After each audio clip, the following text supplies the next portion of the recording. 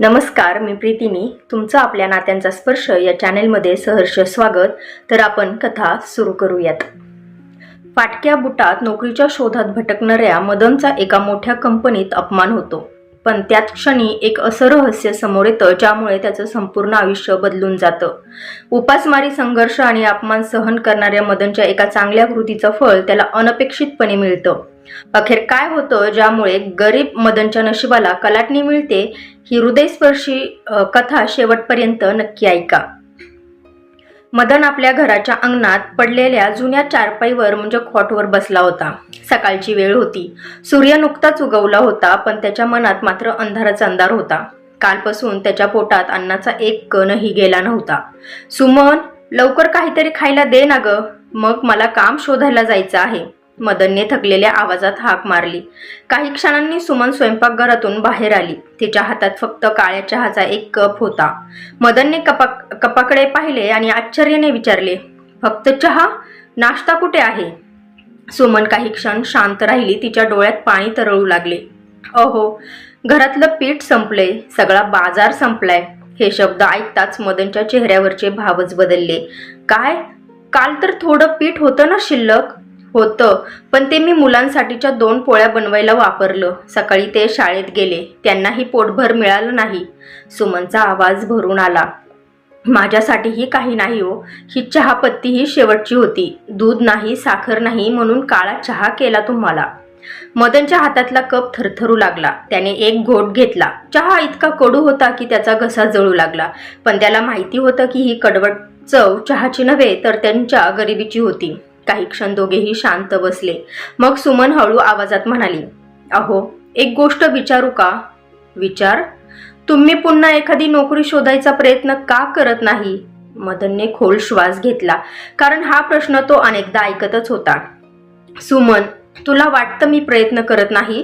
मी कितीतरी ऑफिसचे उंबरटे झिजवले आहेत, पण माझ्या नशिबात नकारच लिहिला आहे. सुमन त्याच्या डोळ्यात पाहून म्हणाली, पण कदाचित यावेळी काहीतरी चांगलं होईल ना? गरीब माणसाला संधी कोण देतं सुमन?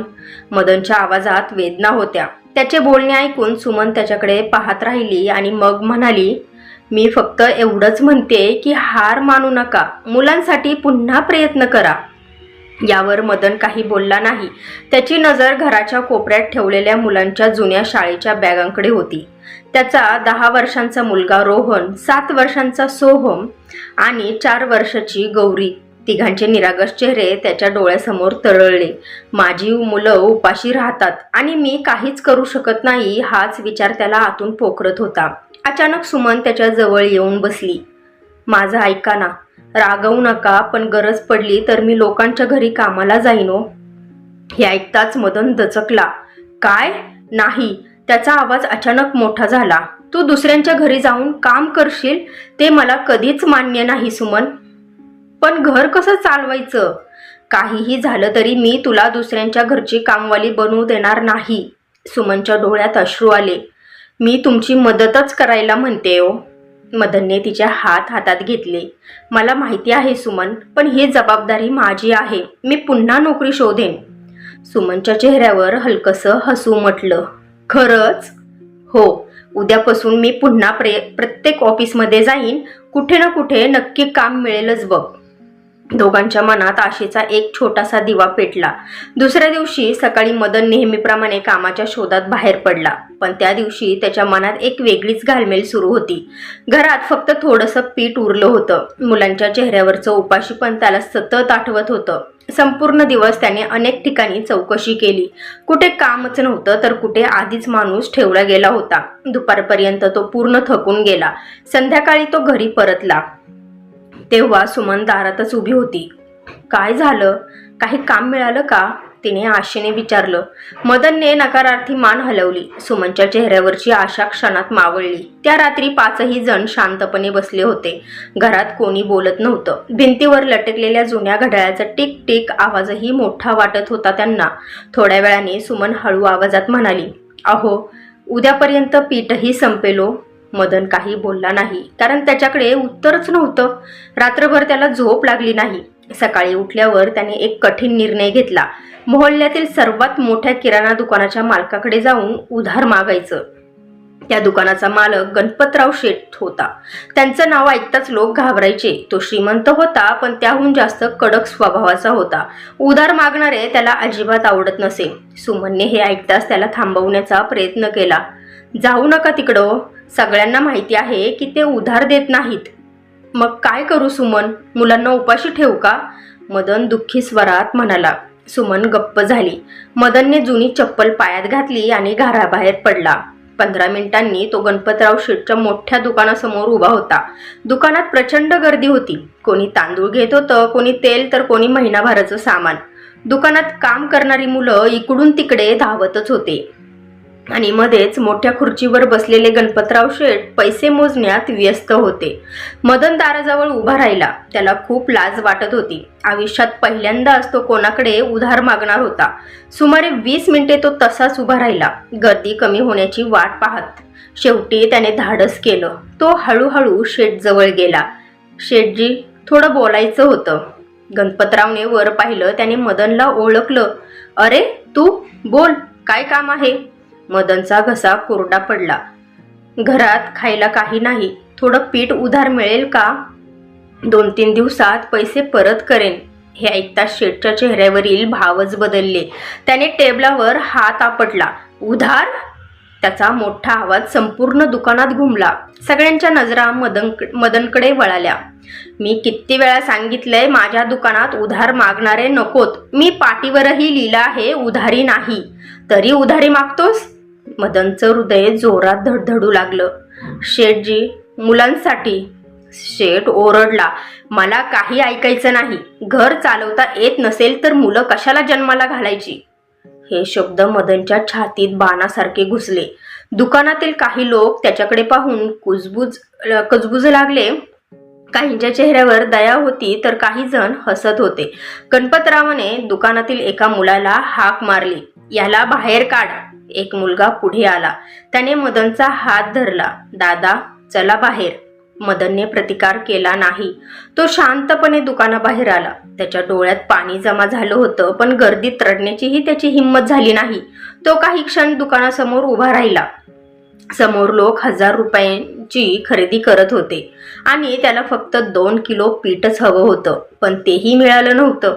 त्या क्षणी त्याला स्वतःची खूप लाज वाटली. तो मान खाली घालून घराकडे निघाला. घरी पोहोचल्यावर सुमनने त्याच्या चेहऱ्याकडे पाहिलं. तिला सगळंच समजलं.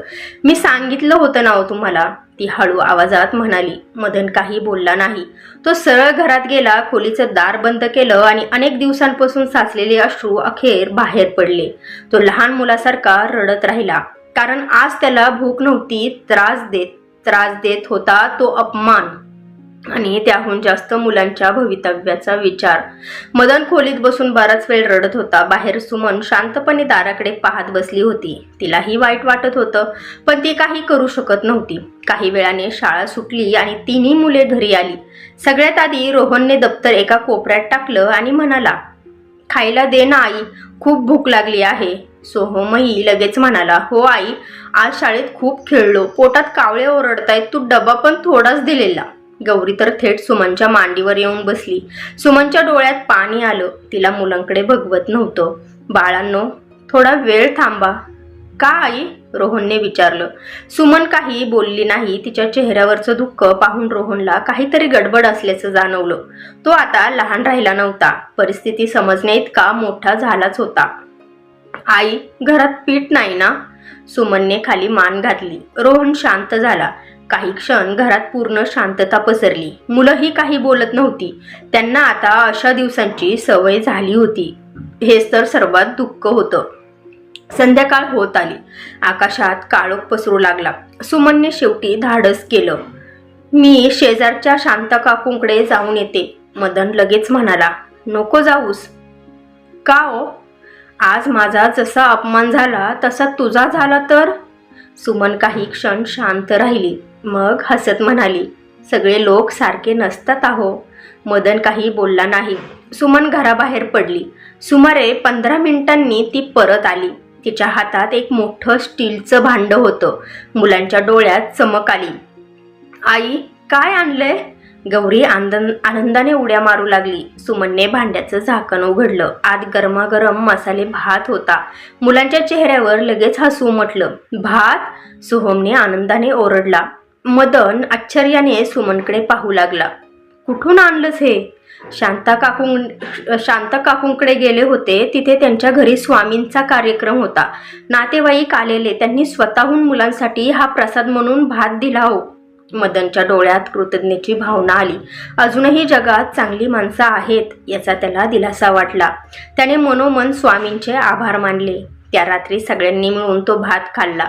पोट पूर्ण भरलं नाही, पण उपाशी राहण्यापेक्षा तेही खूप होतं. रात्री मुलं झोपली. सुमन आणि मदन मात्र जागे होते. घरात फक्त एक छोटा बल्बचा पिवळा प्रकाश होता. सुमनने हळू आवाजात विचारलं, आता पुढे काय करायचं? मदन काही वेळ विचार करत राहिला. मग ठाम आवाजात म्हणाला, मी पुन्हा नोकरी शोधणार. सुमनच्या चेहऱ्यावर आश्चर्य दिसलं. खरंच ना? हो, यावेळी काहीही झालं तरी हार मानणार नाही. पण आधीही खूप प्रयत्न केलेत तुम्ही, माहितीये ग, पण मुलांसाठी पुन्हा करेन. सुमनच्या डोळ्यात आशेचा किरण चमकला. स्वामी नक्की मदत करतील आपल्याला. मदन हलकसं हसला. मलाही तसंच वाटतं. दुसऱ्या दिवशी सकाळी मदनचा जुना मित्र रमेश त्याला भेटायला आला. दोघे बराच वेळ बोलत बसले. मदनने त्याला सगळी परिस्थिती सांगितली. सगळं ऐकल्यावर रमेश काही क्षण विचारात पडला. मग अचानक म्हणाला, अरे, काल मी एक जाहिरात पाहिली. कुठली? गरुड इंडस्ट्रीजमध्ये भरती सुरू आहे. मदनचे कान टवकरले. गरुड इंडस्ट्रीज? हो, मोठी कंपनी आहे. शिक्षित लोकांना नोकरी देतात. मदनच्या मनात आशेची छोटीशी ज्योत पेटली. पण तिथे माझ्यासारख्या माणसाला कोण विचारणार? असं आधीच का ठरवतोस तू मदन? एकदा प्रयत्न करून तर बघ. मदन काही क्षण शांत राहिला.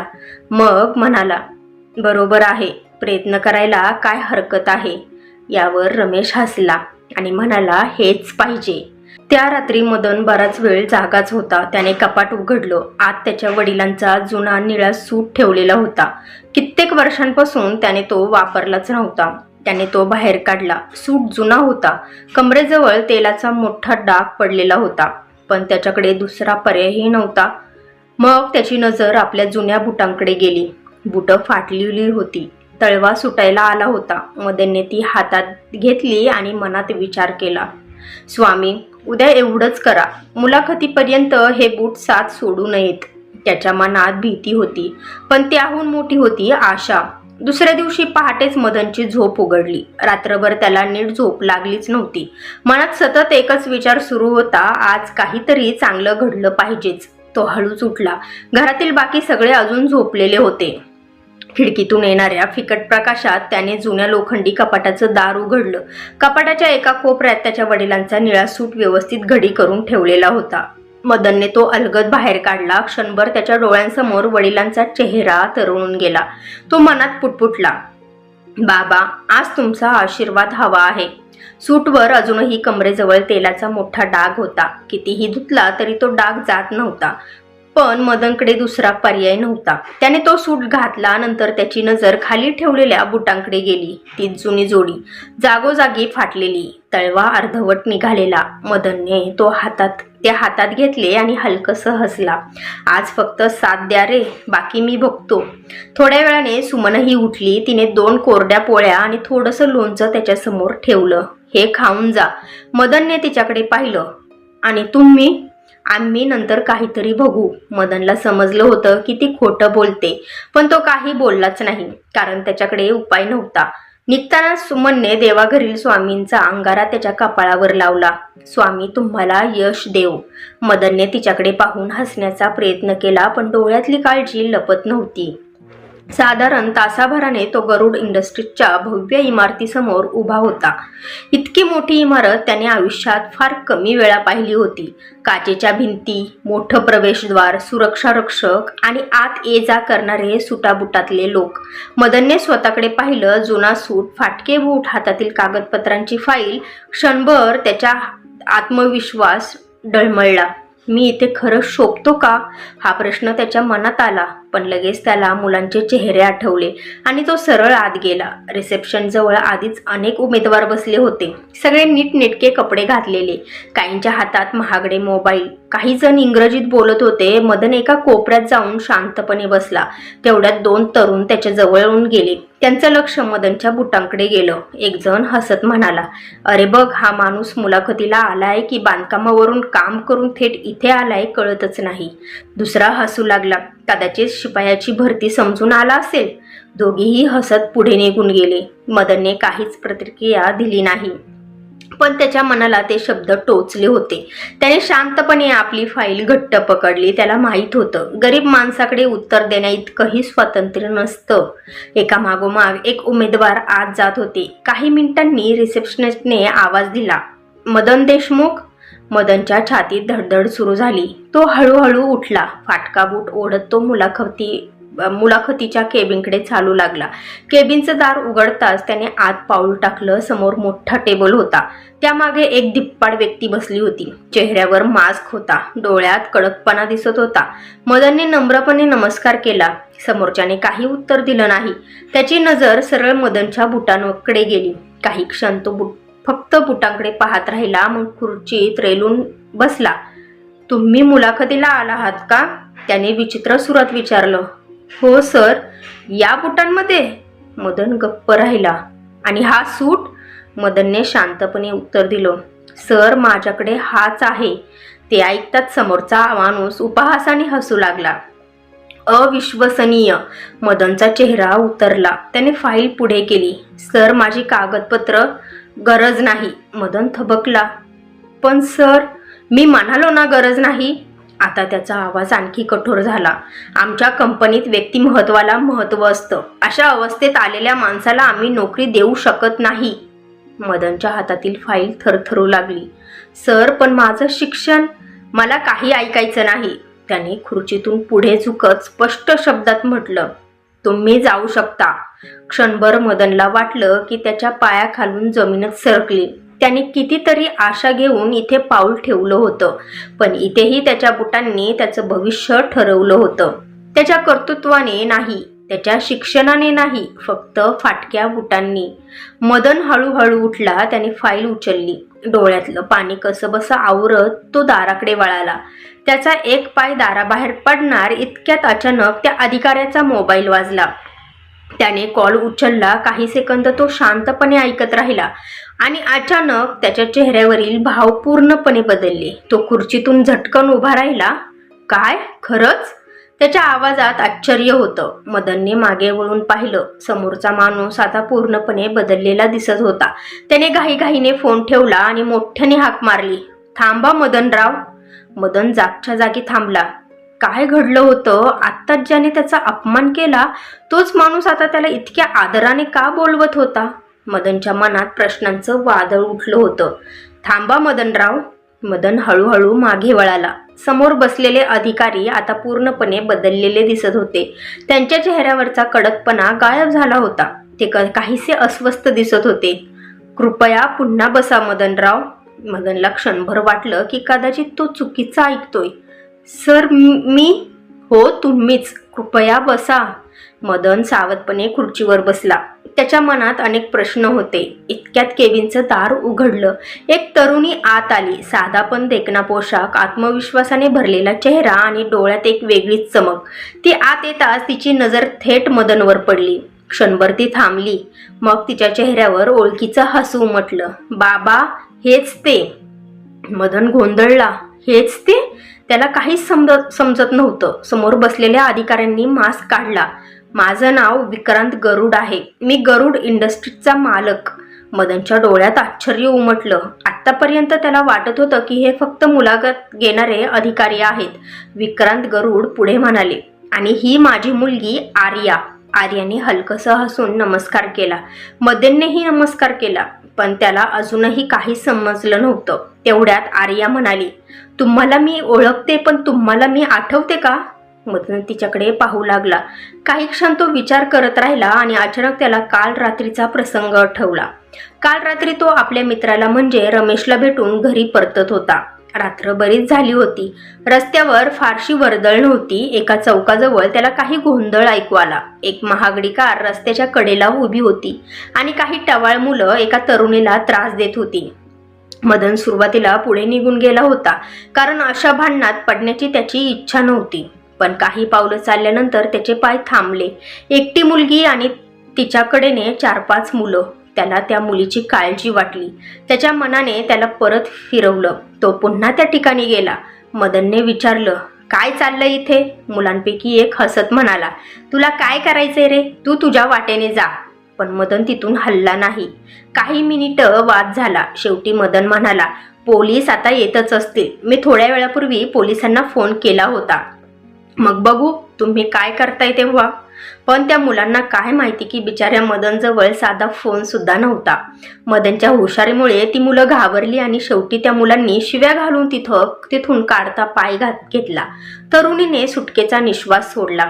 ती मदनला म्हणाली, खूप खूप धन्यवाद. मदन म्हणाला, ठीक आहे, आता तुम्ही घरी जा. यावर ती तरुणी म्हणाली, किमान तुमचं नाव तरी सांगा. नाव सांगून काय उपयोग मॅडम? मदत करणं हे माणुसकीचं काम आहे, असं म्हणत मदन तिथून निघूनही गेला होता. आठवणींची साखळी तुटली. मदनने आश्चर्याने आर्याकडे पाहिले. म्हणजे ती मुलगी तुम्ही होतात? आर्या हसली. हो, मी माझ्या केबिनमधून CCTV कॅमेरा पाहिला तेव्हा तुम्हाला बाबांच्या केबिनमध्ये जाताना पाहिलं. मी बाबांना फोन करून कालचा घडलेला प्रसंग सगळा सांगितला. केबिनमध्ये काही क्षण शांतता पसरली. विक्रांत गरुड आपल्या खुर्चीतून उठले. त्यांनी मदनजवळ येत गंभीर आवाजात म्हटलं, मदनराव, काही वेळापूर्वी मी तुमचा अपमान केला. तुमच्या कपड्यांवरून आणि बुटांवरून तुमची किंमत ठरवली. पण माझी चूक झाली. काल रात्री तुम्ही माझ्या मुलीची मदत केली, तिची इज्जत वाचवली. नाहीतर आजकाल जगात काय घडतंय ते ऐकून अंगावर काटा येतो. माझ्या मुलीची तुम्ही मदत केली, पण त्या बदल्यात तुम्ही 1 रुपयाही घेतला नाही. आजच्या काळात अशी माणसं फार कमी भेटतात. तुमचे हे उपकार मी आयुष्यभर विसरणार नाही. विक्रांत सरांच्या बोलण्यात खरंच पश्चाताप होता. मदनला काय बोलावं ते सुचत नव्हतं. आर्या पुढे आली आणि म्हणाली, तुम्ही काल नसता तर माझ्यावर मोठं संकट आलं असतं. मी सुद्धा आयुष्यभर तुमचे उपकार विसरणार नाही. मदनने नम्रपणे उत्तर दिलं, मी जे केलं ते कोणत्याही माणसाने केलं असतं सर. विक्रांत सर म्हणाले, नाही, सगळे करत नाहीत मदनराव. तुमच्यासारखी माणसं या जगात खूप कमी आहेत. मग त्यांनी टेबलावर ठेवलेली मदनची फाईल उघडली. पहिल्यांदाच त्यांनी त्यांच्या प्रमाणपत्रांकडे नीट पाहिलं. काही मिनिटं ते कागद तपासत राहिले. त्यांच्या चेहऱ्यावरचं आश्चर्य वाढत गेलं. तुम्ही तर चांगले शिकलेले आहात. मदन हलकसं हसला. शिक्षण आहे सर, पण नशीब साथ देत नव्हतं. विक्रांत गरुड काही क्षण विचारात पडले. मग त्यांनी एक निर्णय घेतला. केबिनमध्ये काही क्षण शांतता पसरली. मदन समोर बसला होता तर विक्रांत गरुड त्याची कागदपत्र पुन्हा एकदा काळजीपूर्वक पाहत होते. थोड्या वेळापूर्वी ज्यांनी त्याची फाईल हातात घ्यायलाही नकार दिला होता तेच आता प्रत्येक प्रमाणपत्र बारकाईने वाचत होते. आर्या देखील बाजूला उभी राहून हे सगळं पाहत होती. विक्रांत गरुड शांत आवाजात म्हणाले, मदनराव, तुम्ही पदवीधर आहात. संगणकाचंही प्रशिक्षण घेतलेलं आहे आणि आधी ऑफिसमध्येही कामाचा अनुभव आहे. मग इतकी वर्ष नोकरी का मिळाली नाही? मदनने एक खोल श्वास घेतला. सर, सुरुवातीला 2-3 ठिकाणी कामं केली, पण कंपनी बंद पडली. त्यानंतर जिथे जिथे गेलो तिथे गरिबीमध्ये आली. ओळखी कमी पडल्या किंवा माझ्यासारख्या माणसाला संधीच मिळाली नाही. विक्रांत गरुड काही क्षण त्याच्याकडे पाहत राहिले. त्यांना आता मदनच्या डोळ्यात प्रामाणिकपणा दिसत होता. विक्रांत सर शांतपणे म्हणाले, आणि सध्या मिळेल ती मजुरी करतो सर. कधी काम मिळतं, कधी मिळत नाही. हे ऐकताच आर्याच्या चेहऱ्यावर दुःख उमटलं, कारण काल रात्री मदत करणारा माणूस इतक्या अडचणीत असेल याची तिला कल्पनाच नव्हती. तेवढ्यात विक्रांत गरुड आपल्या खुर्चीतून उठले. ते खिडकीजवळ जाऊन काही क्षण बाहेर पाहत उभे राहिले. मग अचानक मागे वळाले. मदनराव, मला तुमच्यासाठी एक प्रस्ताव द्यायचा आहे. मदनचं हृदय जोरात धडधडू लागलं. प्रस्ताव? हो. विक्रांत गरुड टेबल जवळ आले. आमच्या कंपनी स्टोअर आणि प्रशासन विभागात एका जबाबदार माणसाची गरज आहे.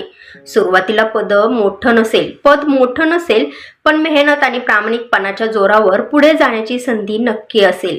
मदन काही क्षण त्यांच्याकडे पाहत राहिला. त्याला विश्वासच बसत नव्हता. काही वेळापूर्वी त्याला दाराबाहेर काढलं जात होतं, आता त्याला नोकरीची ऑफर दिली जात होती. सर, खरंच?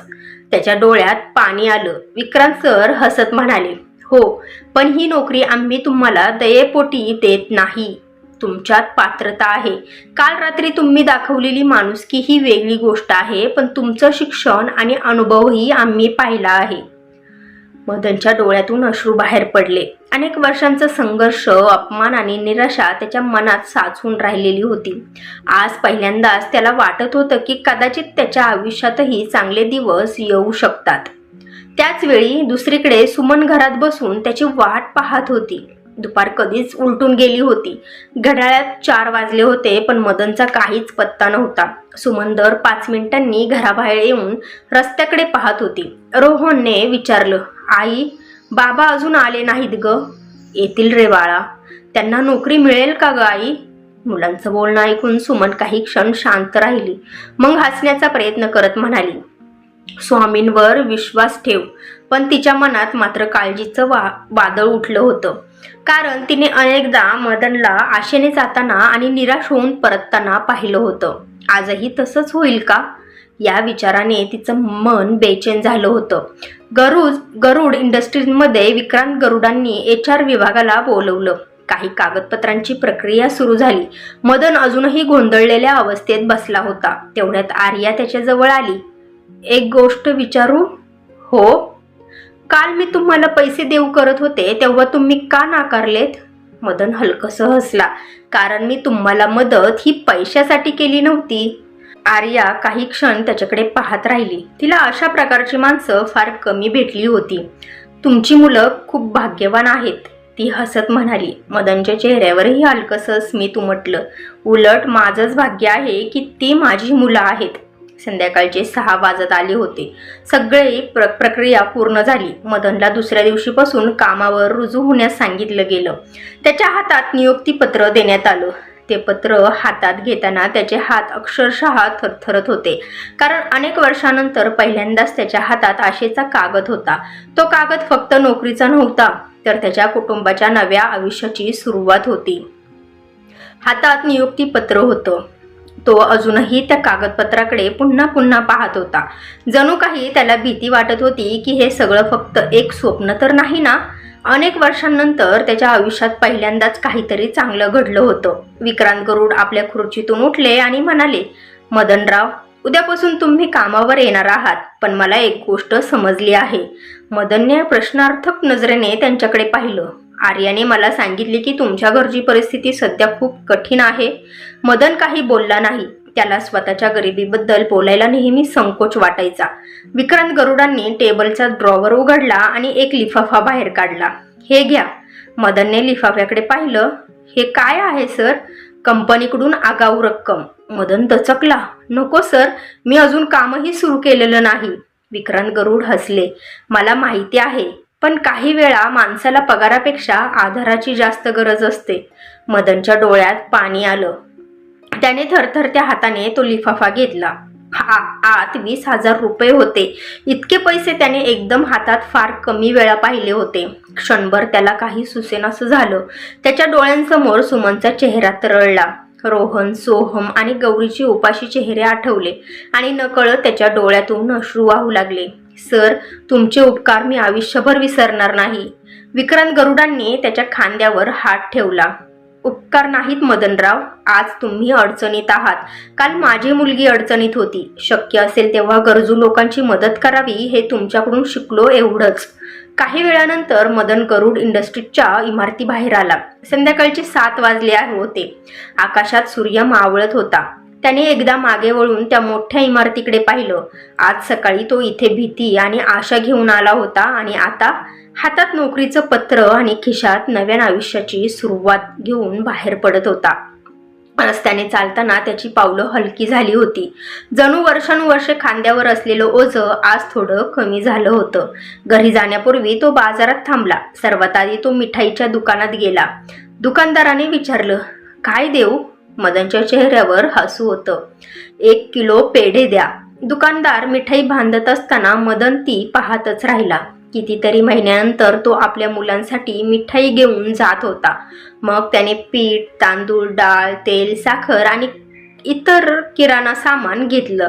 प्रत्येक वस्तू घेताना त्याच्या चेहऱ्यावर समाधान दिसत होतं, कारण आज त्याला किंमत विचारून वस्तू परत ठेवाव्या लागत नव्हत्या. दुसरीकडे सुमन अजूनही दारात उभीच होती. अंधार पडायला सुरुवात झाली होती. तिच्या मनात अनेक शंका येत होत्या. काही बी नसलं तर नसेल ना? पुन्हा निराश होऊन येणार तर नाही ना? तेवढ्यात तिला दुरून मदन दिसला. तो येत होता, पण आज त्याच्या चालण्यात काहीतरी वेगळं होतं. चेहऱ्यावर हलकसं हसू होतं. एका हातात मिठाईचा डबा आणि दुसऱ्या हातात सामानाच्या पिशव्या होत्या. सुमन काही क्षण जागच्या जागी उभी राहिली. तिला स्वतःच्या डोळ्यांवर विश्वास बसत नव्हता. रोहनही धावत बाहेर आला. आई, बाबा आले. सोहम आणि गौरी सुद्धा मागोमाग धावत आले. क्षणात तिघं मुलं मदन भोवती जमा झाली. बाबा, ही मिठाई आहे का? गौरीने उत्साहाने विचारलं. मदन हसला. हो बाळा, मिठाईच आहे. मुलांनी आनंदाने टाळ्या वाजवल्या, पण सुमनची नजर अजूनही मदनच्या चेहऱ्यावरच होती, कारण तिला जाणून घ्यायचं होतं आज नेमकं काय घडलं होतं. मदन घरात आला. त्याने शांतपणे मिठाईचा डब्बा टेबलवर ठेवला आणि मग त्याने खिशातून नियुक्तीपत्र बाहेर काढलं. सुमनच्या हातात दिलं. सुमननं ते उघडलं. पहिल्या काही ओळी वाचल्या आणि पुढच्या क्षणी तिच्या डोळ्यातून अश्रू वाहू लागले, कारण त्या कागदावर लिहिलं होतं, गरुड इंडस्ट्रीजमध्ये नियुक्ती. तिच्या आयुष्यातला तो सर्वात आनंदाचा क्षण होता. सुमनच्या हातात अजूनही ते नियुक्तीपत्र होतं. तिच्या डोळ्यातून आनंद अश्रू वाहत होते. अनेक वर्षांच्या संघर्षानंतर पहिल्यांदाच तिला असं वाटत होतं की आता कदाचित त्यांच्या आयुष्यातील अंधार कमी होईल. मुलांना मात्र अजून काही समजलंच नव्हतं. त्यांचं लक्ष मिठाईच्या डब्याकडेच होतं. बाबा, आता तरी सांगा ना, काय झालंय? रोहन उत्सुकतेने म्हणाला. मदन हसला. आधी सगळे बसूयात. सगळे चारपाईवर बसले. सुमनची नजर मात्र मदनवरून हटत नव्हती, कारण तिला जाणून घ्यायचं होतं की सकाळी निराश मनाने गेलेला तिचा नवरा संध्याकाळी इतका आनंदी कसा परत आला. मदनने हळूहळू सकाळपासूनची सगळी गोष्ट सांगायला सुरुवात केली. गरुड इंडस्ट्रीजमध्ये गेल्यावर झालेली टिंगल, मुलाखतीत झालेला अपमान, फाटक्या बुटांमुळे मिळालेला नकार, सगळं काही हे ऐकताना सुमनच्या डोळ्यातून पुन्हा अश्रू वाहू लागले. लोक इतकं वाईट कसं वागू शकतात? ती हळू आवाजात म्हणाली. मदन शांतपणे हसला. गरिबी दिसते सुमन, पण माणूस दिसत नाही. घरात काही क्षण शांतता पसरली. मग त्याने पुढची गोष्ट सांगायला सुरुवात केली. काल रात्री एका अडचणीत सापडलेल्या मुलीला मदत केल्याची, ती मुलगी म्हणजे आर्या असल्याची आणि तीच गरुड इंडस्ट्रीजच्या मालकाची मुलगी निघाल्याची. सगळे आश्चर्याने त्याच्याकडे पाहत होते. रोहन तर थक्क झाला होता. म्हणजे बाबा, तुम्ही त्या गुंडांना घाबरलाच नाहीत? मदन हसला. घाबरलो होतं रे. मग मदत का केली? कारण काही वेळा भीतीपेक्षा माणुसकी मोठी असते. रोहन विचारात पडला. तो आपल्या बाबांकडे अभिमानाने पाहत होता. सुमनच्या डोळ्यात मात्र वेगळेच भाव होते. तिला त्या दिवशीची आठवण झाली, जेव्हा तिने मदनला पुन्हा नोकरी शोधायला सांगितलं होतं. त्याच्या मनाला लागेल असंही काही बोलली होती. आज तिला त्याचं वाईट वाटत होतं. ती हळूहळू मदन जवळ आली. अहो, मला माफ करा. मदन गोंधळला. कशासाठी? कधी काळी मी तुमच्यावर राग काढला, तुम्हाला दोष दिला. मला वाटायचं तुम्ही पुरेशी मेहनत करत नाही. मदन काही बोलला नाही. सुमनचा आवाज भरून आला. पण आज समजलं, तुम्ही परिस्थितीशी लढत होतात, हार मानली नव्हती. मदनने तिचे हात हातात घेतले. सुमन, नवरा बायकोत माफी कसली? तू जे बोललीस ते घरासाठीच बोललीस. हे ऐकताच सुमनच्या डोळ्यातून पुन्हा अश्रू आले. पण यावेळी ते दुःखाचे नव्हते. त्या रात्री अनेक दिवसांनी घरात आनंदाचं वातावरण होतं. मुलं मिठाई खात होती. गौरी तर 2 पेढे खाऊनही अजून मागत होती. सोहम हसत म्हणाला, बाबा, आता आपण रोज मिठाई खाणार का? सगळे हसू लागले. मदन हसत म्हणाला, नाही रे वेड्या, पण आता तुम्हाला उपाशी झोपावं लागणार नाही. हे वाक्य ऐकताच सुमनचं हसू क्षणभर थांबलं, कारण तिला आठवलं काही दिवसांपूर्वीच मुलांना पोटभर जेवण देण्यासाठी ती शेजाऱ्यांकडे गेली होती आणि आज त्यांच्या घरात आशा परत आली होती. रात्र खूप झाली होती. मुलं झोपली होती. सुमन आणि मदन मात्र अंगणात बसले होते. थंड वारा वाहत होता. आकाशात असंख्य तारे चमकत होते. अहो, देव उशीर करतो पण अन्याय करत नाही. मदनने आकाशाकडे पाहिलं. त्याला वडिलांची आठवण झाली, त्यांच्या कष्टांची आठवण झाली आणि मनात एकच विचार आला, कदाचित माझ्या आयुष्यातील कठीण दिवस आता संपत आले आहे सुमन. त्या दिवशी सकाळी मदन नेहमीपेक्षा खूप लवकर उठला. आज त्याचा गरुड इंडस्ट्रीजमध्ये पहिला दिवस होता. अनेक वर्षांनी तो पुन्हा एका ऑफिसमध्ये कामाला जाणार होता. त्यामुळे त्याच्या मनात उत्साहही होता आणि थोडी भीतीही. सुमनने सकाळी लवकर उठून त्याच्यासाठी गरम पोळ्या आणि भाजी बनवली. काही दिवसांपूर्वी घरात पीठ नव्हतं आणि आज ती प्रेमाने डबा भरत होती. हा डबा विसरू नका, ती हसत म्हणाली. मदनने डबा हातात घेतला आणि क्षणभर तिच्याकडे पाहत राहिला. काय झालं? सुमनने विचारलं. काही नाही, फक्त असं वाटतंय की हे सगळं स्वप्न तर नाही ना? सुमन हसली. जर स्वप्न असेल तर ते दोघांचं आहे. दोघेही काही क्षण हसले. मदन ऑफिसमध्ये पोहोचला तेव्हा अजून बरेच कर्मचारी आले नव्हते. त्याला नवीन ओळखपत्र देण्यात आलं. त्याचं स्वतःचं टेबलही दाखवण्यात आला. पहिल्यांदाच त्याला स्वतःचं एक ठरलेलं स्थान मिळालं होतं. त्याच्या चेहऱ्यावर समाधान दिसत होतं. तेवढ्यात आर्या तिथे आली. Good morning Madanji. Good morning madam. Arya हसली. मॅडम नको, आर्या म्हणा. मदन थोडा संकोचला. ठीक आहे, काही अडचण आली तर मला नक्की सांगा बरं का. हो. आर्या निघून गेली. पण हे दृश्य एका व्यक्तीने दुरून पाहिलं होतं. त्याचं नाव होतं प्रशांत काळे. तो कंपनीत गेली अनेक वर्ष काम करत होता. त्याला खात्री होती की पुढच्या बढतीसाठी त्याचं नाव लागणार. पण अचानक आलेल्या मदनला मालक आणि आर्या दोघंही इतकं महत्त्व देत आहेत हे त्याला अजिबात आवडत नव्हतं. तो दूर उभा राहून मदनकडे पाहत होता. त्याच्या चेहऱ्यावर हसू होतं, पण मनात मात्र हेवेची आग पेटली होती. दिवसभर मदन मन लावून काम करत राहिला. ज्या कामासाठी इतरांना तास लागायचे ते काम तो शांतपणे आणि अचूकपणे करत होता. त्याचं शिक्षण आणि जुना अनुभव आता उपयोगी पडला होता. दुपारी विभाग प्रमुखांनी त्याचं कौतुकही केलं. मदन, पहिल्याच दिवशी छान काम केलं आहेस. धन्यवाद सर. हे सगळं प्रशांत पाहत होता. आता त्याचा राग आणखी वाढत होता. त्याला वाटत होतं की मदनमुळे त्याचं महत्त्व कमी होईल. संध्याकाळी ऑफिस सुटलं. मदन घरी आला. आज मुलं दारातच त्याची वाट पाहत होती. बाबा आले. गौरी धावत जाऊन त्याला बिलगली. रोहन आणि सोहमनेही त्याची बॅग घेतली. हे पाहून मदनच्या चेहऱ्यावर हसू आलं. पूर्वी तो घरी यायचा तेव्हा त्याच्या चेहऱ्यावर थकवा असायचा. आज समाधान होतं. रात्री जेवताना त्याने ऑफिसमधल्या गोष्टी सांगितल्या. मुलं उत्साहाने ऐकत होती. सुमनही आनंदी होती. अनेक दिवसांनी घरात चिंता नव्हती. पण दुसरीकडे प्रशांत काळे आपल्या केबिनमध्ये बसला होता. त्याच्या हातात कॉफीचा कप होता. तो खिडकीतून बाहेर पाहत विचार करत होता. कालपर्यंत हा माणूस कुठे होता आणि आज सगळे त्याचंच कौतुक करत आहेत. त्याच्या मनात एक वेगळाच विचार आकार घेऊ लागला. त्याला मदनचा यशस्वी होणं सहन होत नव्हतं. आणि जेव्हा एखाद्या माणसाच्या मनात हेवा जन्म घेतो तेव्हा तो काहीही करू शकतो. प्रशांतच्या चेहऱ्यावर हलकसं स्मित उमटलं. पण ते मैत्रीचं नव्हतं, ते काहीतरी वेगळंच सूचित करत होतं. त्या रात्री मदन शांत झोपला. गरुड इंडस्ट्रीजमध्ये काम करून मदनला 2 आठवडे झाले होते. या 2 आठवड्यात त्याने एकही दिवस उशीर केला नव्हता. दिलेलं प्रत्येक काम तो मनापासून करत होता. त्यामुळे अनेक वरिष्ठ अधिकारी त्याच्याकडे लक्ष देऊ लागले होते. विक्रांत गरुडांनाही त्याच्या कामाची माहिती मिळत होती. एके दिवशी त्यांनी विभाग प्रमुखांना विचारलं, मदन कसं काम करतोय? सर, अपेक्षेपेक्षा खूप चांगलं. हे उत्तर ऐकून विक्रांत गरुड समाधानी झाले. पण हेच उत्तर प्रशांत काळेच्या कानावर पडलं आणि त्याच्या मनातला हेवा आणखी वाढला. प्रशांतला वाटलं होतं की कंपनीत मिळणारं कौतुक, बढती आणि मान सन्मान फक्त त्यालाच मिळायला हवा. मदन आल्यापासून मात्र चित्र बदलायला लागलं होतं. एक दिवस दुपारी प्रशांत आपल्या 2 जवळच्या सहकाऱ्यांसोबत बसला होता. तो मदन फार शहाणा समजतो रे स्वतःला, एक जण म्हणाला. पण तो काम खरंच चांगलं करतो अरे. हे ऐकताच प्रशांतचा चेहरा उतरला. काम चांगलं करणं वेगळं आणि लोकांच्या डोळ्यात भरून जाणं वेगळं. त्याच्या आवाजात नाराजी होती. त्याच आठवड्यात कंपनीमध्ये एका मोठ्या ग्राहकाची महत्त्वाची फाईल तयार होत होती. त्या फाईलमध्ये काही आर्थिक कागदपत्र होती. काम पूर्ण झाल्यानंतर ती फाईल एका कपाटात ठेवण्यात आली. दुसऱ्या दिवशी सकाळी अचानक गोंधळ उडाला. फाईल गायब झाली होती. संपूर्ण विभागात खळबळ उडाली. विभाग प्रमुख संतापले होते. कोणीतरी ती फाईल हलवली आहे हे सगळे कर्मचारी शोधाशोध सुरू करू लागले. मदनही त्यात सहभागी झाला, पण फाईल कुठेच सापडत नव्हती. साधारणपणे तासाभराने प्रशांत अचानक म्हणाला, सर, एक गोष्ट सांगू का? बोला. काल ऑफिस सुटल्यानंतर मी मदनला त्या कपाटाजवळ पाहिलं होतं.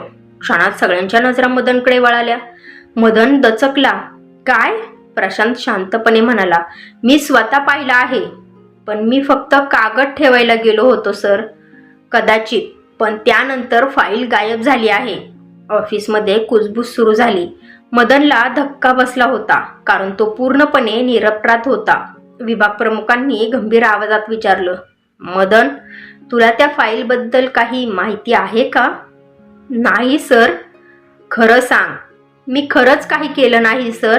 मदनचा आवाज थरथरत होता. त्याला पुन्हा एकदा तीच भावना जाणवत होती, जशी काही दिवसांपूर्वी मुलाखतीत झाली होती, जेव्हा त्याला स्वतःला निर्दोष सिद्ध करण्याची संधीच मिळाली नव्हती. त्या दिवशी संध्याकाळपर्यंत फाईल सापडलीच नाही. मदन अस्वस्थ झाला. घरी गेल्यावरही तो शांत बसू शकत नव्हता. सुमनने त्याचा चेहरा पाहिला आणि विचारलं, काय झालं? मदनने तिला सगळी गोष्ट सांगितली. सुमन काही क्षण शांत राहिली, मग म्हणाली, तुम्ही काही चुकीचं केलं नाही ना? नाही. मग घाबरायचं कारणच नाही. मदन हलकसं हसला. जग नेहमी सत्यावर विश्वास ठेवत नाही सुमन. त्या रात्री प्रशांत मात्र आनंदात होता. त्याच्या चेहऱ्यावर समाधान होतं, कारण त्याला वाटत होतं की त्याचा डाव यशस्वी झाला आहे. दुसऱ्या दिवशी सकाळी मदन नेहमीप्रमाणे वेळेवर ऑफिसमध्ये पोहोचला, पण आज वातावरण वेगळंच होतं. काही कर्मचारी त्याच्याकडे संशयाने पाहत होते, काही जण कुजबुजत होते. मदन शांतपणे आपल्या जागेवर जाऊन बसला. त्याने काहीही चुकीचं केलेलं नव्हतं, पण तरीही तो अस्वस्थ होता, कारण एकदा का माणसावर संशय घेतला की सत्य सिद्ध होईपर्यंत त्याला अनेक नजरा सहन कराव्या लागतात. साधारण 10 वाजता विभाग प्रमुखांचा फोन आला. मदन, कॉन्फरन्स रूममध्ये या. त्यांचं हृदय जोरात धडधडू लागलं. तो हळूहळू कॉन्फरन्स रूमकडे निघाला. आता विक्रांत गरुड, विभाग प्रमुख, काही वरिष्ठ अधिकारी आणि प्रशांत आधीच तिथे बसलेले होते. प्रशांतच्या चेहऱ्यावर हलकसं समाधान दिसत होतं. त्याला वाटलं होतं की आता मदनची नोकरीच जाणार. मदन आत येऊन बसला. काही क्षण शांतता होती. मग विक्रांत गरुड बोलायला लागले. काल हरवलेल्या फाईलमुळे कंपनीचं मोठं नुकसान होऊ शकलं असतं. सगळे गंभीर झाले, म्हणून आम्ही रात्री सुरक्षा विभागाला तपास करण्याचे आदेश दिले. हे ऐकताच प्रशांतच्या चेहऱ्यावरचा आत्मविश्वास थोडा कमी झाला, कारण त्याला एक गोष्ट माहिती नव्हती. गरुड इंडस्ट्रीजमध्ये नुकतीच काही नवीन सुरक्षा यंत्रणा बसवण्यात आली होती आणि त्या यंत्रणेमुळे एक असं सत्य समोर येणार होतं जे प्रशांतच्या आयुष्यात सर्वात मोठं संकट ठरणार होतं. विक्रांत गरुड पुढे म्हणाले, आणि तपासादरम्यान आम्ही CCTV फुटेजही पाहिलं. क्षणात खोलीत शांतता पसरली. मोठ्या स्क्रीनवर फुटेज सुरू करण्यात आलं. सगळ्यांच्या नजरा स्क्रीनवर खेळल्या. व्हिडिओमध्ये स्पष्ट दिसत होतं. मदन कपाटाजवळ गेला, पण त्याने फक्त काही कागदपत्र ठेवले आणि लगेच तिथून निघून गेला. यानंतर काही मिनिटांनी प्रशांत त्या कपाटाजवळ आला. त्याने आजूबाजूला पाहिलं, कोणी नसल्याची खात्री केली आणि स्वतःच ती महत्वाची फाईल काढून दुसऱ्या कपाटात लपवली. सगळे स्तब्ध झाले. प्रशांतचा चेहरा पांढरा फटक पडला. त्याच्या कपाळावर घामाचे थेंब दिसू लागले. तो काही बोलण्याआधीच विक्रांत गरुडांचा आवाज घुमला. आता काही सांगायचं आहे का? प्रशांतची मान खाली गेली. त्याच्याकडे उत्तर नव्हतं. सत्य सगळ्यांसमोर आलं होतं. काही क्षणांनी प्रशांत थरथरत्या आवाजात बोलू लागला. सर, माझ्याकडून चूक झाली. विक्रांत सर कठोर आवाजात म्हणाले. चूक? ही चूक नव्हे, हा कट होता. प्रशांत पूर्णपणे गप्प झाला. मदन मात्र शांत बसला होता. त्याच्या मनात राग नव्हता, फक्त दुःख होतं, कारण ज्याच्याशी त्याने निर्मळपणाने मैत्री केली होती त्याच व्यक्तीने त्याला अडचणीत आणण्याचा प्रयत्न केला होता. विभाग प्रमुख संतापले होते. तुमच्या या कृतीमुळे कंपनीची प्रतिष्ठा धोक्यात आली असती. प्रशांत काही बोलू शकत नव्हता. त्याची नजर खालीच होती. विक्रांत गरुडांनी अखेर निर्णय जाहीर केला. प्रशांत काळे यांना तत्काळ निलंबित करण्यात येत आहे. पुढील चौकशीनंतर अंतिम निर्णय घेतला जाईल. हे ऐकताच प्रशांतच्या चेहऱ्यावरचं उरलेलं धैर्यही नाहीसं झालं. तो शांतपणे खोलीबाहेर निघून गेला. प्रशांत गेल्यानंतर विक्रांत गरुड मदनकडे वळाले. मदनराव, तुमच्यावर संशय घेतला गेला त्याबद्दल कंपनीतर्फे मी दिलगिरी व्यक्त करतो. मदन लगेच म्हणाला, सर, त्याची गरज नाही. विक्रांत गरुड ठामपणे म्हणाले, आहे गरज आहे, कारण प्रामाणिक माणसाचा अपमान होणं ही मोठी गोष्ट असते. त्या दिवशी संपूर्ण ऑफिसमध्ये एकच चर्चा होती, मदनच्या प्रामाणिकपणाची. ज्यांनी काल त्याच्याकडे संशयाने पाहिलं होतं तेच आज त्याचं कौतुक करत होते. पण मदनच्या मनात अभिमान नव्हता. त्याला फक्त एकच गोष्ट समजली होती, खोटं काही काळ जिंकतं पण सत्य कायमचंच जिंकतं. त्या संध्याकाळी तो घरी परतला. सुमन दारातच उभी होती. तिने त्याचा हसरा चेहरा पाहिला आणि लगेच विचारलं, सगळं ठीक झालं ना? मदन हसला. हो, स्वामींनी पुन्हा एकदा साथ दिली. मग त्याने तिला संपूर्ण गोष्ट सांगितली. हे ऐकून सुमनच्या डोळ्यात समाधान दिसलं. पण त्याच रात्री प्रशांत आपल्या घरात बसून विचार करत होता. त्याचं निलंबन झालं होतं, त्याची प्रतिष्ठा धुळीस मिळाली होती आणि त्याला वाटत होतं या सगळ्यासाठी मदनच जबाबदार आहे. त्याच्या मनातला राग आता द्वेषात बदलला होता आणि हा द्वेष पुढे आणखी मोठं वादळ निर्माण करणार होता. प्रशांत काळे निलंबित झाल्यानंतर संपूर्ण ऑफिसमध्ये एकच चर्चा होती. ज्याला स्वतःवर खूप अभिमान होता तोच आता स्वतःच्या चुकीमुळे अडचणीत सापडला होता. पण प्रशांतला अजूनही आपली चूक मान्य नव्हती. त्याला वाटत होतं की त्याच्या अपमानाला मदनच कारणीभूत आहे. खरं तर त्याच्या वाईट वागण्यामुळेच त्याच्यावर कारवाई झाली होती. पण हे मान्य करण्याची तयारी त्याच्या मनात नव्हती. 2 दिवसांनी प्रशांत कंपनीत आला. चौकशीसाठी त्याला बोलावण्यात आलं होतं. तो शांत दिसत होता पण मनात मात्र राग धुसमसत होता. चौकशी संपल्यानंतर तो बाहेर पडला. तेवढ्यात त्याला पार्किंगमध्ये मदन दिसला. मदन आपल्या कामात व्यस्त होता. त्याने प्रशांतकडे पाहिलं आणि नम्रपणे मान हलवली. पण प्रशांतने काहीच उत्तर दिलं नाही. तो तसाच पुढे निघून गेला. दुसऱ्या दिवशी सकाळी ऑफिसमध्ये पुन्हा गोंधळच उडाला. एका महत्त्वाच्या ग्राहकाला पाठवायचा अहवाल वेळेवर पोहोचलाच नव्हता. विभाग प्रमुख संतापले होते कारण त्या ग्राहकाकडून कंपनीला मोठं काम मिळणार होतं. सगळेजण शोध घेऊ लागले. तेव्हा अचानक कळलं की अहवाल पाठवण्यासाठी वापरल्या जाणाऱ्या अधिकृत ईमेल मधून काही कागदपत्र डिलीट करण्यात आली आहे.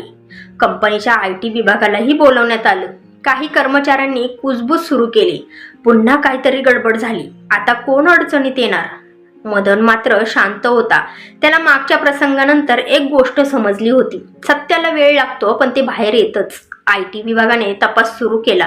संपूर्ण दिवस चौकशी चालली. संध्याकाळी विक्रांत गरुड, काही वरिष्ठ अधिकारी आणि IT टीमची बैठक झाली.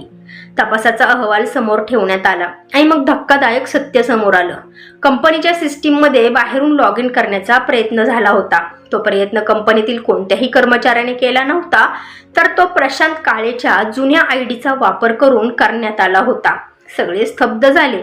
IT प्रमुख म्हणाले, सर, आमच्याकडे त्याचे पुरावे आहेत. त्यांनी स्क्रीनवर सर्व माहिती दाखवली. प्रशांतने निलंबनानंतरही कंपनीच्या सिस्टीममध्ये घुसण्याचा प्रयत्न केला होता आणि काही महत्त्वाची कागदपत्र हटवण्याचाही प्रयत्न केला होता. विक्रांत गरुडांच्या चेहऱ्यावर नाराजी स्पष्ट दिसत होती. याचा अर्थ त्याने कंपनीलाच नुकसान पोहोचवण्याचा प्रयत्न केला. IT प्रमुखांनी मान डोलवली. दुसऱ्या दिवशी प्रशांतला पुन्हा बोलावण्यात आलं. यावेळी त्याच्याकडे कोणतंच उत्तर नव्हतं. सर्व पुरावे त्याच्या विरोधात होते. त्याने काही क्षण मान खाली घालून बसून राहिला. मग हळू आवाजात तो म्हणाला, सर, माझ्याकडून खूप मोठी चूक झाली हो. विक्रांत गरुड शांतपणे म्हणाले, चूक एकदा होते प्रशांत, पण तुम्ही वारंवार चुकीचा मार्ग निवडला. प्रशांतच्या डोळ्यात पश्चाताप दिसत होता. पण आता खूप उशीर झालेला होता. कंपनीने त्याच्यावर अंतिम कारवाई केली होती. त्याची नोकरी कायमची संपुष्टात आणण्यात आली आणि त्याला दुसरीकडे कुठेही नोकरी मिळणार नाही याचीही तरतूद केली होती. तो ऑफिसमधून बाहेर पडताना एकदा मागे वळून पाहत होता. जिथे तो अनेक वर्ष काम करत होता तिथून आज तो कायमचा निघून जात होता. मदनला जेव्हा ही बातमी कळाली तेव्हा तो काही क्षण शांत राहिला. एका सहकाराने विचारलं, तुला आनंद झाला असेल ना मदन? मदन हसला. नाही. का? नाही रे, एखाद्या माणसाचं आयुष्य बिघडताना पाहून मला कधीच आनंद होत नाही. वाईट वाटतं. त्याला संधी मिळाली होती पण त्याने पुढची चूक केली, तेही मुद्दामून. हे ऐकून त्या सहकार्यालाही आश्चर्य वाटलं, कारण ज्याने त्याच्या विरुद्ध कट रचला त्याच्याबद्दलही मदनच्या मनात द्वेष नव्हता. त्या संध्याकाळी विक्रांत गरुड आपल्या केबिनमध्ये बसले होते. त्यांच्या समोर मदनच्या कामाचा अहवाल होता. गेल्या काही महिन्यातील त्याची प्रामाणिकता, मेहनत आणि जबाबदारी त्यांनी पाहिली होती. त्यांनी हसत अहवाल बाजूला ठेवला, कारण त्यांच्या मनात मदनसाठी एक मोठा निर्णय तयार झाला होता आणि तो निर्णय मदनच्या आयुष्यात आणखी एक आनंदाची पहाट घेऊन येणार होता. प्रशांत काळेचा विषय संपल्यानंतर गरुड इंडस्ट्रीजमध्ये पुन्हा शांत वातावरण निर्माण झालं होतं. मदनही नेहमीप्रमाणे प्रामाणिकपणे काम करत होता. त्याला अजूनही विश्वास बसत नव्हता की काही महिन्यांपूर्वी तो कामासाठी दारोदार भटकत होता आणि आज एका मोठ्या कंपनीत सन्मानाने नोकरी करत होता. पण त्याने एक गोष्ट कधीच बदलून दिली नाही, ती म्हणजे त्याचा साधेपणा. एक दिवस सकाळी अचानक त्याला विक्रांत गरुड सरांनी यांच्या केबिनमध्ये बोलावण्यात आलं. मदनच्या मनात थोडी धाकधूक निर्माण झाली, कारण मालक स्वतः बोलावत आहेत म्हणजे नक्की काहीतरी महत्वाचंच असणार. तो केबिनमध्ये गेला. आत विक्रांत गरुड, आर्या आणि काही वरिष्ठ अधिकारी बसले होते. मदनने नम्रपणे नमस्कार केला. या मदनराव, बसा, विक्रांत गरुड हसत म्हणाले. मदन शांतपणे समोरच्या खुर्चीत बसला. विक्रांत गरुड काही क्षण त्याच्याकडे पाहत राहिले आणि म्हणाले, मदनराव, गेल्या काही महिन्यात आम्ही तुमचं काम खूप जवळून पाहिलं आहे. तुम्ही फक्त मेहनत नाही तर प्रामाणिकही आहात. आजच्या काळात ही खूप मोठी गोष्ट आहे. मदनने नम्रपणे मान खाली घातली. आर्या हसत म्हणाली, बाबा तुमचं खूप कौतुक करतात. हे ऐकून मदन थोडासा लाजला. मग विक्रांत गरुडांनी टेबलवरची एक फाईल त्याच्यासमोर ठेवली. ही उघडा. मदनने फाईल उघडली. पहिल्या पानावर काही कागदपत्र होती. तो वाचू लागला आणि पुढच्या क्षणी त्याच्या चेहऱ्यावर आश्चर्य उमटलं, कारण त्यात त्याच्या पदोन्नतीचा आदेश होता. त्याची जबाबदारी वाढवण्यात आली होती.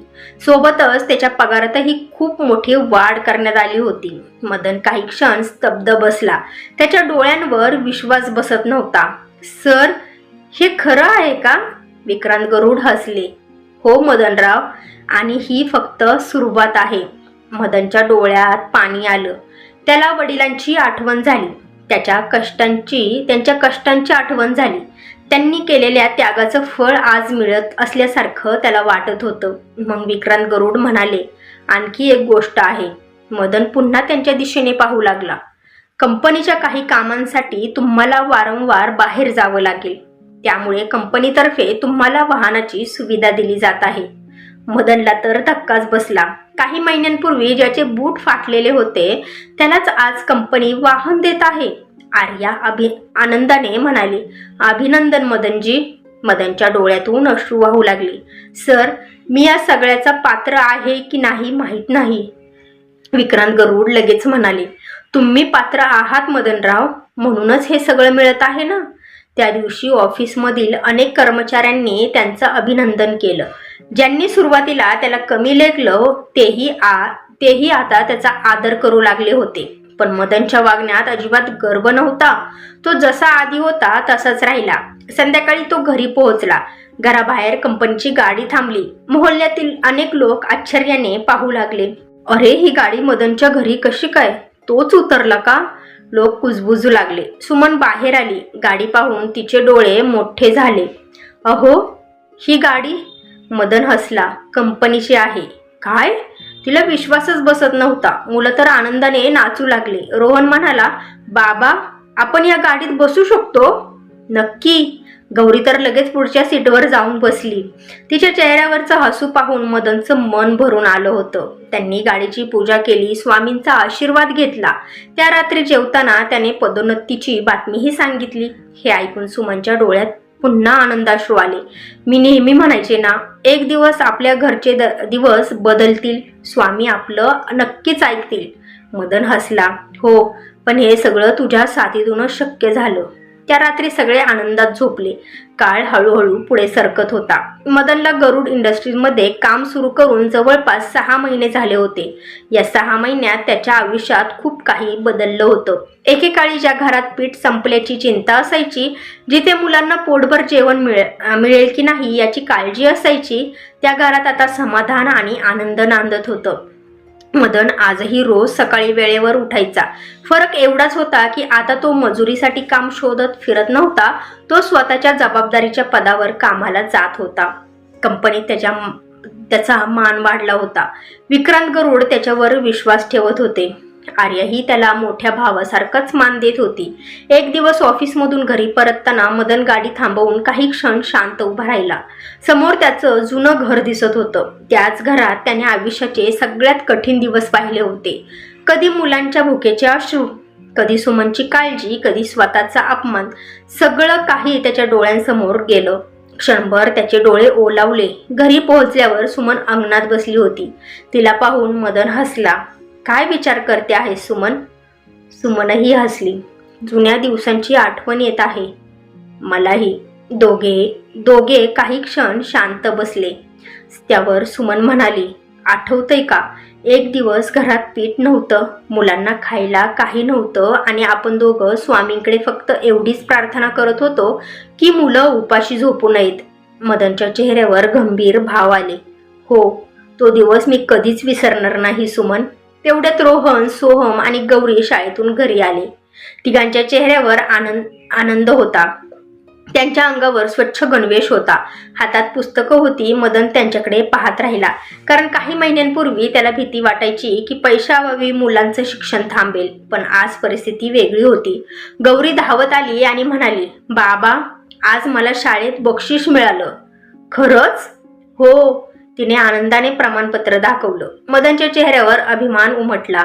त्याने प्रेमाने तिच्या डोक्यावर हात फिरवला. त्या रात्री जेवण झाल्यानंतर सगळे अंगणात बसले होते. थंड वारा वाहत होता. आकाशात असंख्य तारे चमकत होते. सुमन शांतपणे म्हणाली, अहो, एक गोष्ट सांगू? सांग ना. मला आजही विश्वास बसत नाही की आपल्या आयुष्यात एवढा मोठा बदल झाला आहे. मदन हसला. मलाही कधी कधी स्वप्नच वाटतं बघ हे सगळं. काही क्षण शांतता होती. मग सुमन म्हणाली, पण हे सगळं कसं झालं माहिती आहे? कसं? तुमच्या चांगुलपणामुळे. मदन हलकसं हसला. नाही सुमन, हे स्वामींच्या कृपेने झालं आहे.